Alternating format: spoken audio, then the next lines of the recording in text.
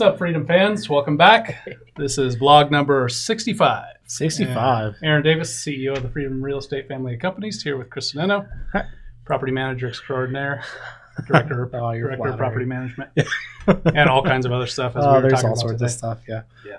So we're going to talk about why cap rates aren't everything. Right. Yeah. Too much hype about cap rates. I mean, they matter. Yeah, we talk about overrated, underrated, or just the right amount of rated. Mm-hmm. I'm a little bit leaning toward overrated. Cap rates are overrated. There's a little overrated, especially with an inflated market like we have right now, where everything's valuation of pricing is a little bit crazy and possibly unrealistic, I think we could argue. So I think you brought me in here because for our investors, rent rate matters, right? So we're probably going to talk about that a little bit more.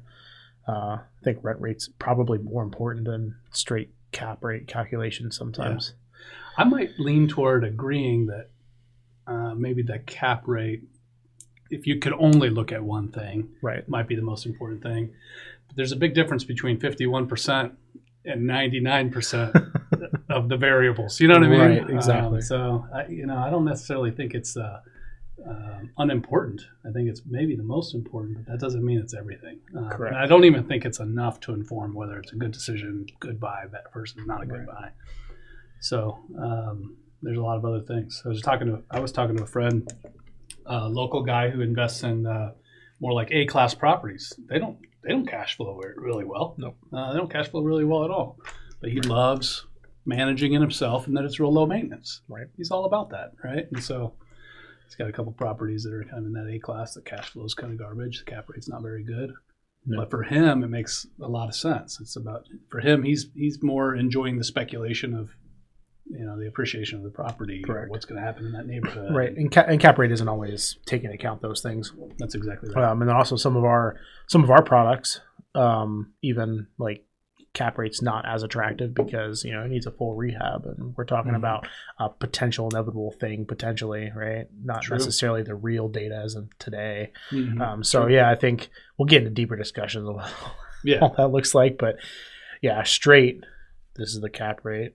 Shouldn't be the end-all, buy-all decision on whether or not you should buy something. Quality of the renovation is a big deal too. So even if something's fully renovated, but it's kind of garbage, or it's fully renovated and it's a really good quality, and you bought the warranty, and you know what I mean? Like those are a bunch of different variables that matter a lot too.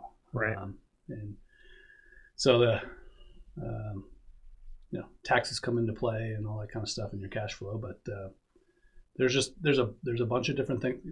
The cash is another important point, right? Like, what's the cash demand to get into that deal? Right.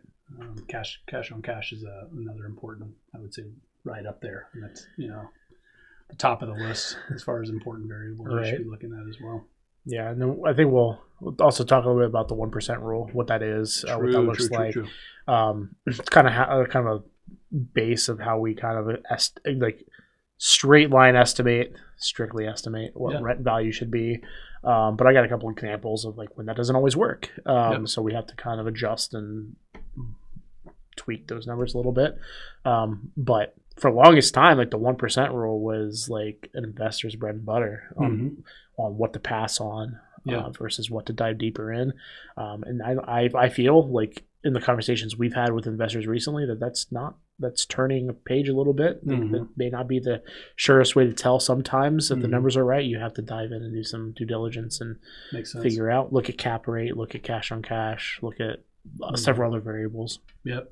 Which we'll talk about. Some of these, when we get into our the podcast, it might be good for us to dive a little deeper into defining some of these things. Right.